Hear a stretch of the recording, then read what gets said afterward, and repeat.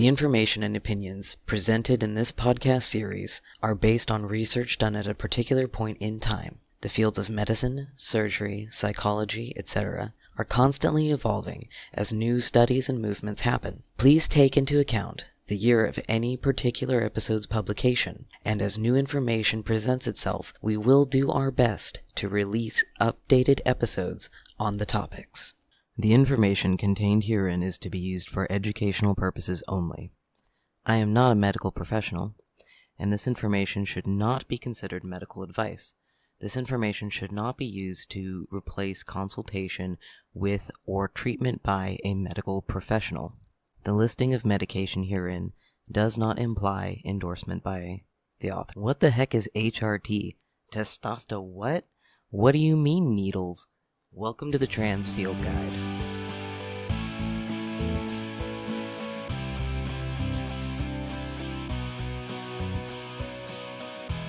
Hey everyone, today's episode will be focusing on the world of hormone replacement therapy for transmasculine individuals. Quick warning, there will be mention of injections, needles, blood, medical terminology of body parts. If any of these topics make you uncomfortable, listener discretion is advised. So to start off, what is HRT? Well, it stands for hormone replacement therapy. This is the process through which a hormone that your body does not make in adequate amounts is administered to you. In the case of trans men, the hormone being given to you is testosterone. Both testosterone and estrogen are present in everyone. It's just a matter of how much of one or the other is present in your body. For cisgender men, by the way, cisgender means a person who is fine with staying the gender that they were assigned at birth. The normal levels of testosterone are much higher than the levels found in cis women. There are exceptions to this rule. There are some people who were assigned female at birth who have one of a number of conditions that can cause the body to naturally produce a higher level of testosterone than is considered normal. If you feel that this applies to you, I highly recommend talking to a physician or endocrinologist to have your hormone levels tested. If you are a trans man and want to begin medically transitioning, the first place you may look to is getting testosterone therapy.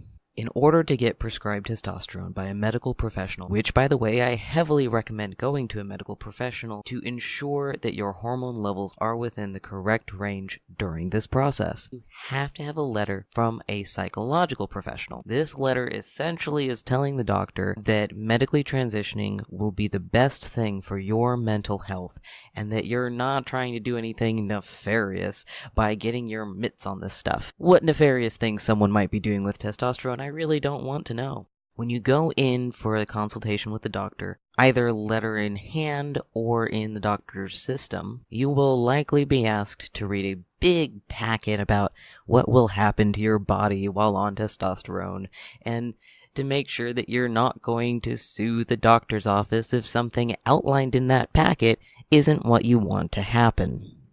This is to protect both you and the doctor. I'll go into the list of the effects towards the end of the episode, as some of the details may not be suitable for all audiences.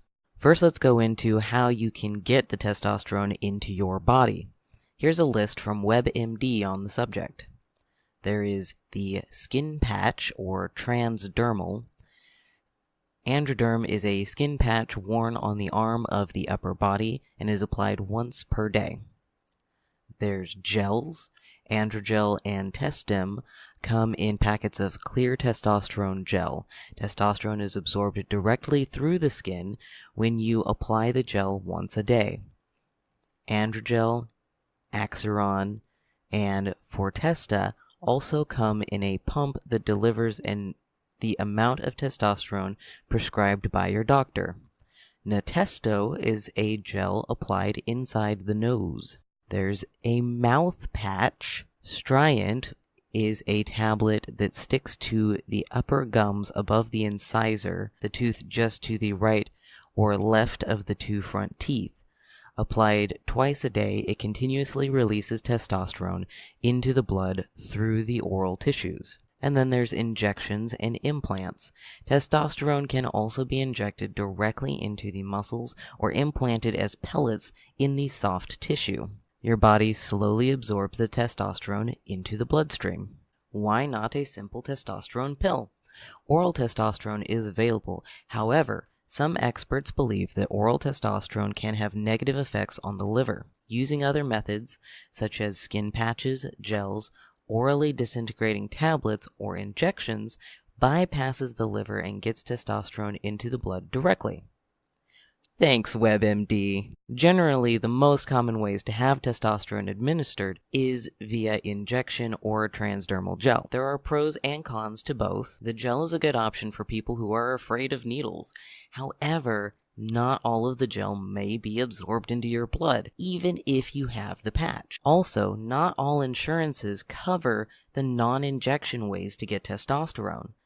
In the end, the decision should be made with a lot of thought and discussion with your doctor. There is one more step to take before you can receive a prescription, and that is to get your blood labs done. This will need to be done regularly, even after you start taking the testosterone, to ensure that your hormone levels are in the correct range. If your testosterone levels are too high, your body can actually start turning that extra testosterone into estrogen, which goes completely against the point of what we're trying to do. If your levels are too low, that can affect your mood, your energy levels, it can cause hot flashes, and a number of other potential side effects. Your doctor will let you know how often you should get the blood work done, but it will usually align with when you need to get your prescription renewed. So what exactly will testosterone do to you?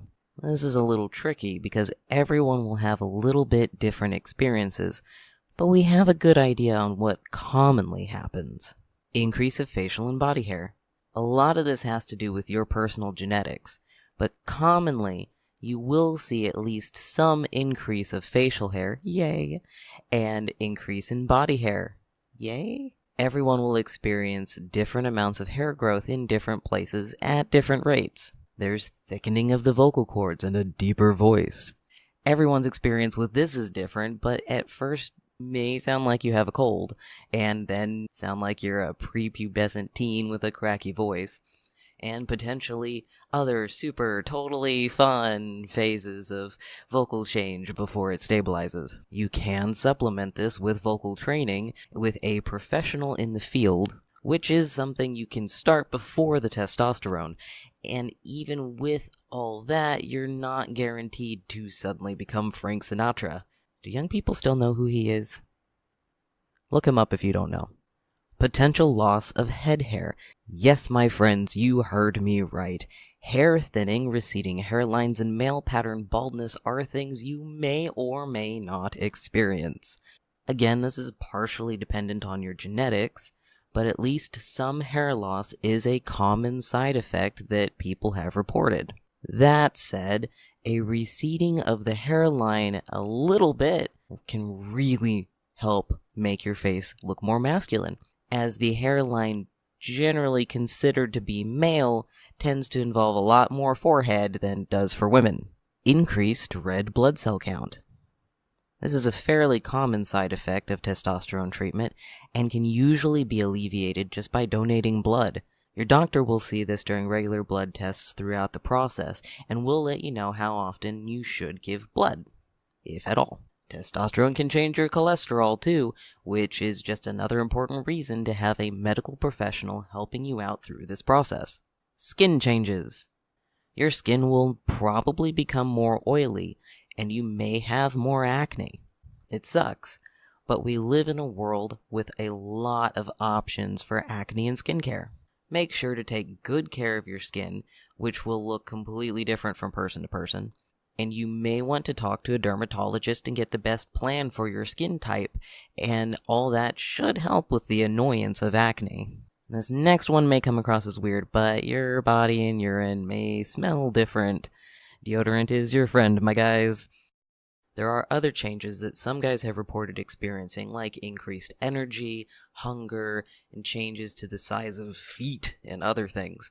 However, since we currently don't have a medical source for these changes, I'm not going to go in depth on these in this episode. And these next bullet points will be talking about private areas, so listener discretion is advised. Decreased mammarian mass. Good news, you lose some moobs. However, You probably won't be ready to burn the bra without the help of a skilled surgeon, unless you were blessed with a small chest from the get-go. Even then, you'll very likely need to supplement with some body sculpting workouts to be able to really get away with going shirtless at the beach.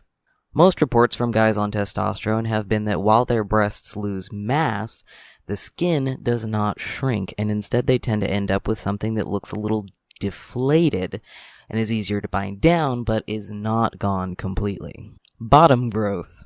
While your upstairs is shrinking, your downstairs is growing. While on testosterone, the clitoral area can grow up to a few inches. Unfortunately, you will not be able to sport the length of an average cis man. However, some trans men have reportedly been able to utilize the size that they have gained in the bedroom to varying degrees of complexity. This is also coupled with an increase of sensitivity in the area and a more noticeable ability to achieve erection. Ovarian changes. Your period will slow and very likely stop. Hooray! Some trans men still get some occasional periods, but they're usually much lighter than they got before starting testosterone. You might also experience ovarian atrophy, which means that your ovaries will shrink and just kind of stop working. Now, the second one takes much longer and is not a guaranteed thing. Remember that you still have a chance of getting pregnant even on testosterone, even after your period stops, if you are having vaginal intercourse with someone who produces semen. The only way that you will completely stop 100% the chance of getting pregnant is if you have a hysterectomy. And finally, increased libido. Yes, you are now a randy teenage boy. I'm sorry. Whew, that was lengthy. Even so, this may not be a complete list, but will give you a general idea of what you can expect to potentially experience. Special thanks to Hudson's FTM Research Guide, which I referenced to catch some of the things I missed on my first draft of this episode. You can find this resource at ftmguide.org. What did you think? Did I still miss something? Is there anything listed that you want to know more about? Send us an email at transfieldguide@gmail.com. Also make sure to subscribe to keep up with new episodes, and remember, I'm proud of you.